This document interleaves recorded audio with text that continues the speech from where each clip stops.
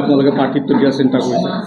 নাই চাওক, আজিৰ দিনত গোটেই ঢেকীয়াজুলিবাসীৰ ৰাইজে এটাই কথা কয় যে যোৱা 5টা বছৰত আমাৰ প্ৰমোদ বড়ো এই অশোক সিংঘাল ডাঙৰীয়াই, আমাৰ মন্ত্ৰী অশোক সিংঘাল ডাঙৰীয়াই প্ৰমোদ বড়োক গাইড দিওঁতেও তেখেতে যোৱা 5টা বছৰ পাৰ কৰিলে। তেখেতে নিজৰ সমষ্টিত যিমান সময় থকা নাছিল তেওঁ তাতকৈ বেছি সময় প্ৰমোদ বড়োক গাইড কৰি কোকৰাঝাৰত থাকিছিল। এইটো মই কোৱা কথা নহয়, সমষ্টিবাসীৰ মানুহে যেতিয়া আমাৰ লগত কথা বতৰা পাতে, আমি যেতিয়া আমাৰ নিজৰ দলৰ সাংগঠনিক কাম কাজত ঢেকীয়াজুলিলৈ যাওঁ, তেতিয়া ঢেকীয়াজুলি সমষ্টিৰ মানুহবিলাকে এইবোৰ কথা কয়। গতিকে আৰু বহু অভিযোগ আছে যে আমাৰ অশোক সিংঘাল ডাঙৰীয়াই ঢেকীয়াজুলিৰ স্থায়ী বাসিন্দা নহয় আৰু তেখেতে ইয়াত যিখিনি কাম কাজ আৰম্ভ কৰিছে বাহিৰা লোকক তেওঁ বৰপিৰা পাৰি দিছে। ইয়াৰ স্থানীয় লোকসকলক তেখেতসকলে কোনো ধৰণৰ আদৰ দেখিবলৈ পোৱা নাযায়।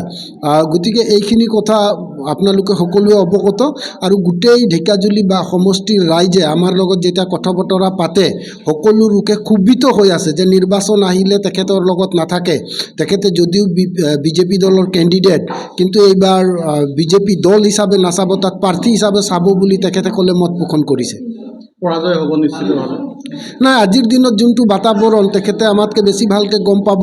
আজিৰ দিনত যি বাতাবৰণ, সেই বাতাবৰণ কিন্তু অশোক সিংঘালৰ বিপৰীতে আছে, অশোক সিংঘালৰ সপক্ষে নাই। আৰু সকলো ৰাইজৰ এটাই অভিযোগ যে যোৱা 5টা বছৰ তেখেতে প্ৰমোদ বড়োক পহৰা কৰি থাকোঁতে কোকৰাঝাৰত গোটেই সময় কটালে, সমষ্টিবাসীক পিঠি দিলে।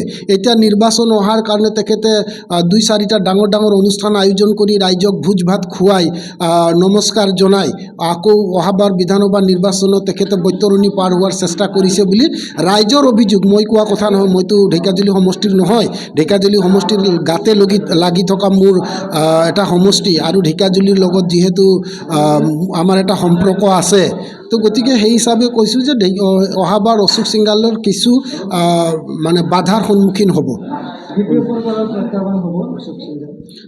কি ক'লে?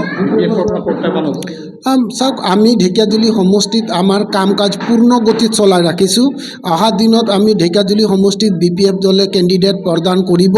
আমি বহুকেইজন প্ৰাৰ্থী আমাৰ মাজত আবেদন কৰিছে, আমি তেখেতসকলৰ লগত কথা বতৰা পাতি আছোঁ।